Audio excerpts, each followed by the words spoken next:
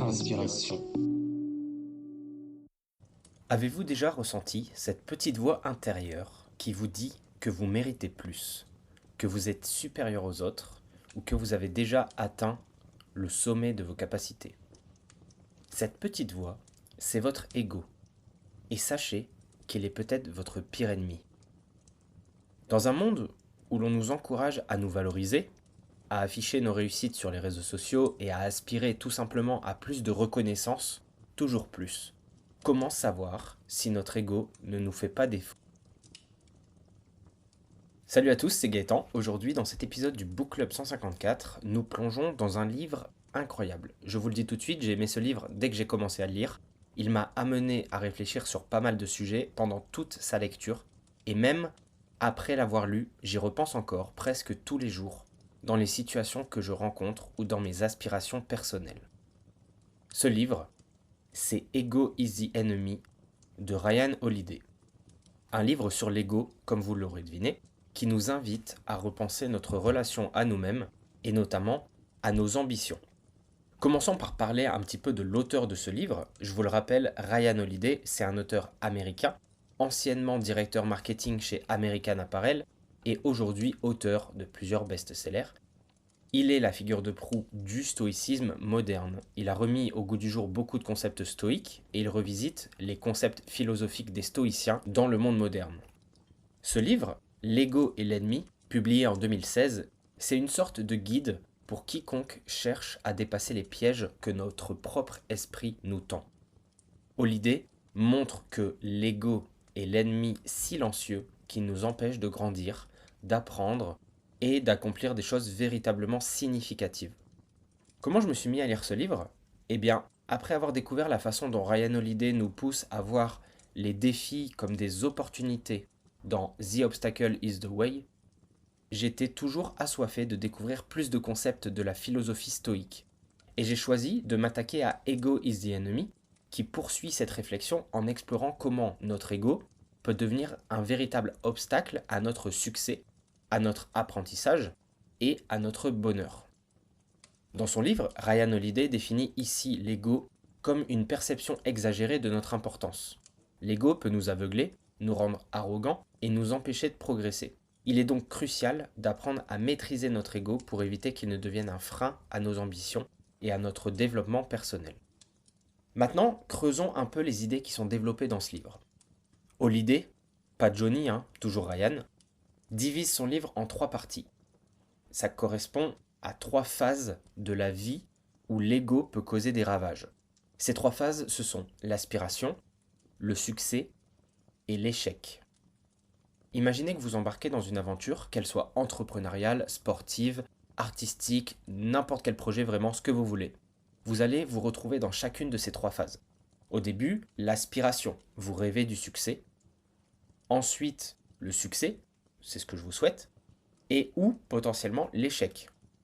Je vous souhaite pas le dernier, mais ça peut arriver, et c'est pas une fatalité, vraiment. Si on commence par l'aspiration, au début de notre parcours, l'ego peut nous pousser à rêver en grand, mais souvent, il va nous faire oublier que, en fait, on a encore beaucoup de choses à apprendre. Ryan Holiday, il rappelle que l'humilité et le travail acharné sont les clés du véritable progrès.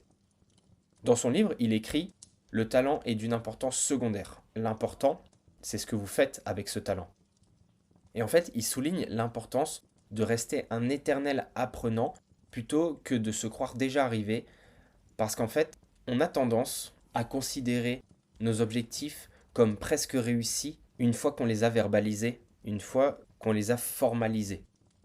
Et en fait, l'ego va nous procurer ce sentiment d'accomplissement alors que finalement, on n'a pas encore bougé dans une direction, on n'a pas encore accompli quoi que ce soit.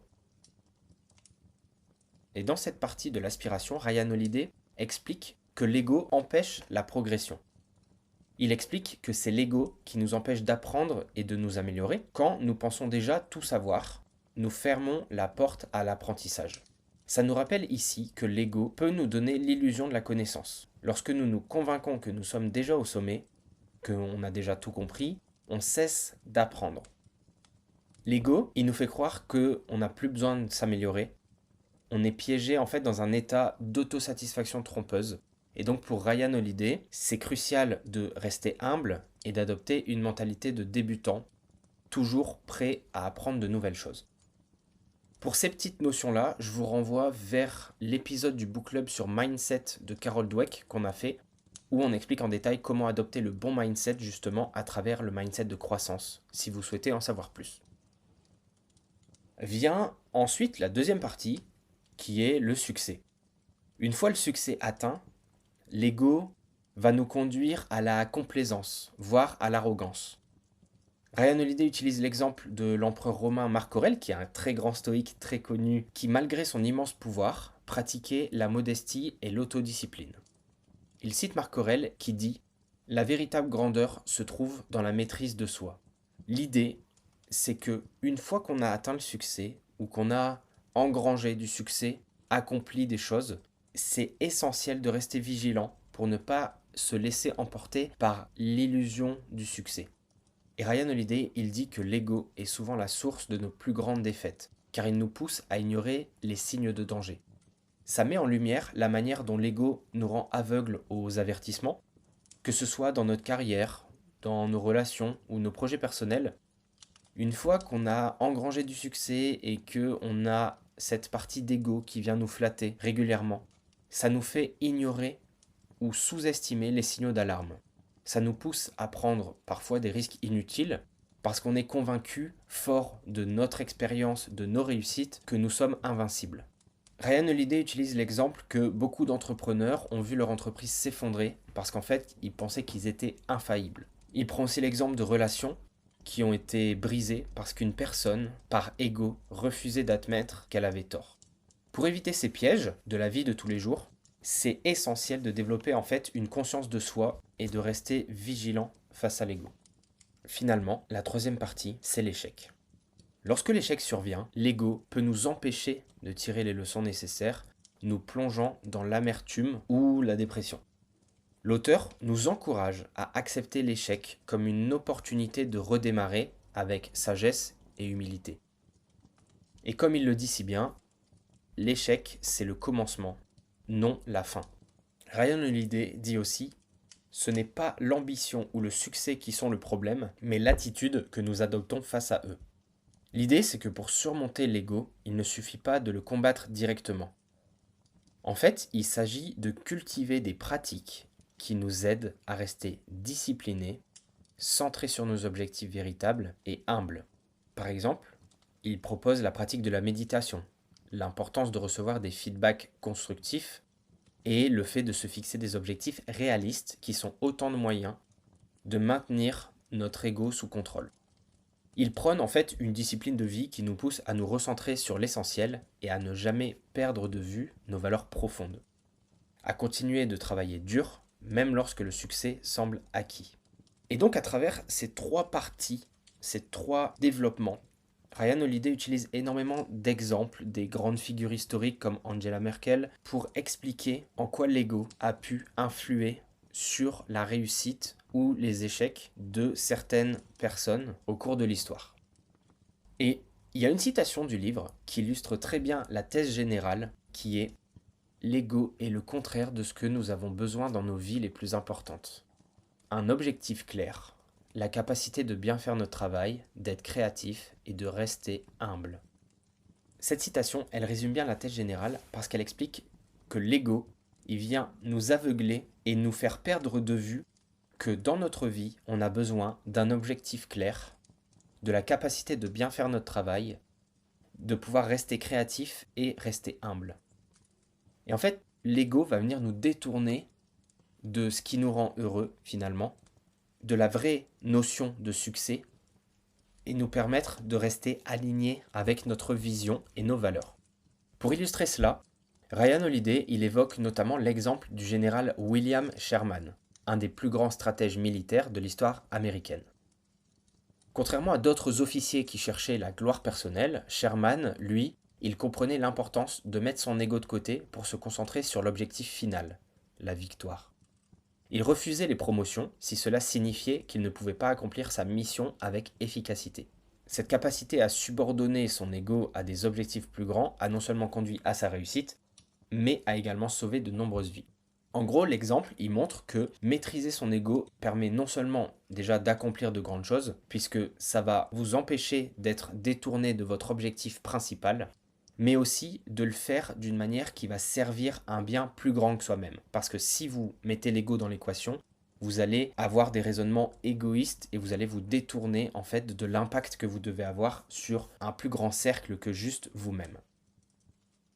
Alors oui, vous me direz, William Sherman, jamais entendu parler de ce type, il doit pas être très connu. Alors pourquoi ça doit être un exemple? Eh bien là, première claque.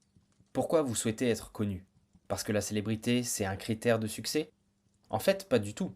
Ça, je l'avais vu dans plusieurs livres et chez plusieurs auteurs auparavant qui expliquent bien que tout ce à quoi on pense quand on pense au succès, c'est souvent des by-products du succès, des sous-produits, des produits secondaires. C'est-à-dire que ce sont des choses qui découlent du succès, mais qui ne sont pas du succès à proprement parler. Que ce soit la célébrité, la richesse ou le respect qu'on vous octroie, ce sont des choses qu'on obtient sur la voie du succès. Mais on peut être riche sans avoir connu le succès, on peut être célèbre sans avoir jamais rien accompli, et on peut être respecté sans jamais avoir rien fait. Le piège, c'est de chasser le succès pour ces attributs-là. Parce que ce sont des produits secondaires, comme je le disais, et le jour où ils s'en vont, on s'effondre, on crie à l'injustice, et après tout ce qu'on a accompli, pourquoi on nous enlève la célébrité, la richesse ou le respect? Parce que notre ego, il nous détourne du réel accomplissement initial, et en fait, on devient addict à ces plaisirs secondaires, en nous faisant perdre de vue la raison pour laquelle on a obtenu ces produits secondaires en premier lieu. Et il y a une anecdote qui illustre bien cette notion chez Simon Sinek, c'est l'histoire du café dans un gobelet en plastique. L'histoire du gobelet en plastique, qui est racontée par Simon Sinek, c'est une métaphore assez puissante sur l'humilité et l'intérêt de se rappeler d'où on vient, même lorsqu'on a atteint des sommets de réussite. Le topo, c'est le suivant. Simon Sinek, il explique qu'il a été invité à une grande conférence où il devait prendre la parole.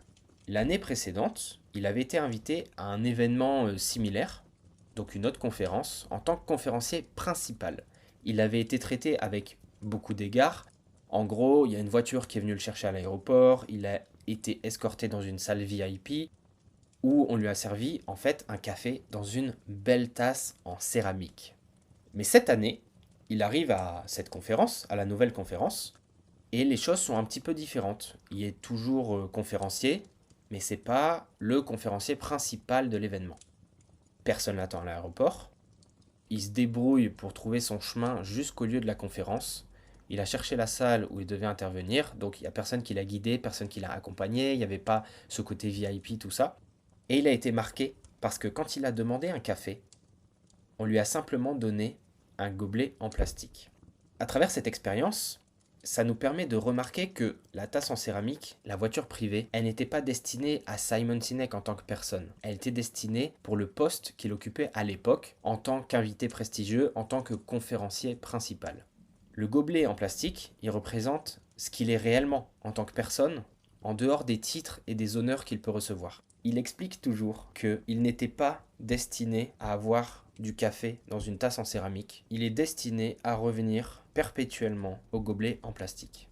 Et donc cette histoire, elle permet de rappeler l'importance de l'humilité et de ne pas laisser les succès définir notre valeur personnelle. Derrière toutes les distinctions qu'on peut obtenir, derrière tous les succès qu'on peut accomplir, on reste tous des personnes ordinaires. Et dans nos vies de tous les jours, il est important pour nous de reconnaître les moments où notre ego pourrait nous empêcher de faire les meilleurs choix, que ce soit dans notre vie personnelle ou professionnelle. Voici 2 exemples concrets. Dans la vie personnelle, imaginez que vous êtes dans une dispute avec un ami proche ou un membre de votre famille. Votre ego, il pourrait vous pousser à vouloir gagner, entre guillemets, la dispute. À avoir le dernier mot, vous savez que vous avez raison, et vous savez que potentiellement, avoir raison, ça signifie blesser l'autre personne ou détériorer la relation. Vous pourriez choisir de mettre votre ego de côté pour vous concentrer sur ce qui est réellement important, la relation en elle-même. Et au lieu de chercher à avoir raison, vous pourriez essayer de comprendre le point de vue de l'autre personne, admettre vos torts si nécessaire, et chercher une solution qui renforce la relation plutôt que de la détruire. En faisant cela, vous démontrez forcément une maturité émotionnelle et une capacité à gérer votre ego face à un objectif qui est plus noble, celui de préserver une relation importante. Toujours dans la vie de tous les jours, ça peut être aussi une question d'ego quand vous vous comparez à d'autres personnes. L'un achète une maison alors que vous avez le même âge, vous dites que vous êtes en retard, ou encore vous avez envie d'acheter le dernier iPhone, des vêtements de marque ou une voiture de compétition. Posez-vous la question, est-ce que l'achat est vraiment réalisé purement dans votre intérêt ou est-ce que vous le faites pour impressionner les autres? Alors oui, en règle générale, ça peut faire du bien de bien s'habiller, de rouler dans une voiture confortable, d'avoir un téléphone performant quand vous avez besoin de travailler sur votre téléphone ou de jouer à des jeux ou des choses comme ça, de prendre des photos. Mais est-ce que votre style de vie est uniquement dicté par ce qui est bien pour vous, par les valeurs que vous avez, ou est-ce que votre style de vie est en fait calqué sur la façon dont vous souhaitez que les autres vous perçoivent? Un exemple de la vie professionnelle, ça peut être que vous travaillez sur un projet d'équipe et que l'une de vos idées est rejetée par le groupe. Là, votre ego peut prendre le relais et pourrait vous inciter à vous sentir offensé, à vous retirer du projet, vous désengager ou à même saboter les efforts des autres pour prouver que votre idée était la meilleure. Vous pourriez plutôt choisir de mettre de côté votre ego pour vous concentrer sur le succès du projet global. Ça pourrait signifier d'humblement soutenir les idées des autres, même si elles ne sont pas les vôtres, et contribuer activement à la réussite commune. Ce genre d'attitude, il montre que vous valorisez l'objectif collectif, la vision du groupe, plus que votre satisfaction personnelle. Ce qui peut non seulement renforcer l'esprit d'équipe, mais aussi vous faire gagner le respect de vos collègues. De mon côté, j'aime bien désengager l'ego, quand je sais que ma proposition risque d'être jugée et potentiellement refusée. En entreprise, j'aime bien proposer 2 ou 3 options, parce que ça met tout de suite tout le monde dans une ambiance plus de proposition plutôt que de compétition. Et ça permet aussi de réduire la tension car en proposant au moins 2 solutions, je sais qu'il y en a déjà au moins une qui va être rejetée. Et donc dans les 2 cas, la clé, c'est toujours de garder en tête l'objectif final. Et donc que ça soit dans la vie personnelle ou dans la vie professionnelle, dans les 2 cas, la clé, c'est de toujours garder en tête l'objectif final. Qu'il s'agisse de maintenir des relations saines ou de réussir un projet, il ne faut pas laisser l'ego vous détourner de ce qui compte vraiment. Et typiquement, si on fait un parallèle avec l'écologie, je trouve que notre ego, il nous a poussé à augmenter notre confort de vie sur le court terme. Et si on arrivait à le mettre de côté, on pourrait déjà réaliser que notre influence est néfaste pour la nature, mais aussi prendre nos responsabilités. En mettant de côté notre ego, on accepterait alors de mettre de côté notre confort, tout ce dont on n'a pas forcément besoin, mais qu'on prend pour acquis et qui ont un impact négatif sur l'écologie. Je pense à la voiture, je pense à certains services informatiques, je pense à la facilité d'acheter du neuf plutôt que du reconditionné. Il y a énormément, je trouve, de situations dans lesquelles on favorise notre ego par rapport à l'écologie. Et pour la petite anecdote, à l'époque de la Rome antique, à l'époque de la Grèce antique, les stoïques, ça leur arrivait parfois d'aller dans la rue pendant des jours, de vivre un petit peu comme des sans domicile pour gagner en gratitude et en humilité sur leur situation. Et donc pour conclure, Ego is the Enemy, c'est un livre incontournable pour quiconque souhaite progresser, non pas en nourrissant son ego, mais en apprenant à le maîtriser. Ryan Holiday, il nous invite dans ce livre à reconsidérer notre rapport à l'ego. Cette force maligne qui, si nous la laissons faire, peut ruiner notre carrière, nos relations et même notre vie. Ce livre nous offre une perspective claire et percutante sur un aspect de nous-mêmes qui est souvent négligé, mais qui est hyper important. L'ego, c'est un obstacle à notre croissance et en le maîtrisant, ça nous ouvrira la voie à un développement plus profond et à des réussites qui sont plus durables. Enfin, l'objectif, c'est de savoir gérer son ego pour avoir une vie plus équilibrée. Donc que vous soyez en début de carrière, que vous soyez au sommet de votre réussite ou que vous traversiez une période difficile, ce livre vous parlera. À la fin de cet épisode, posez-vous la question. À quoi ressemblerait votre vie si vous mettiez votre ego de côté? Quelles sont les situations que vous rencontrez tous les jours qui impliquent votre ego et pour lesquelles vous agiriez différemment si ce n'était pas par ego? Quelles opportunités apparaîtraient? Quelles relations s'amélioreraient? Quel succès pourrait être atteint? Voici le véritable défi. On arrive à la fin de l'épisode. J'espère que l'épisode vous aura plu. N'hésitez pas à vous abonner à notre podcast. Vous êtes toujours plus nombreux à nous écouter, ça nous fait très plaisir. J'espère vous revoir dans un autre épisode et je vous souhaite une très belle journée. Je vous dis à très vite sur Inspiration Podcast. Inspiration.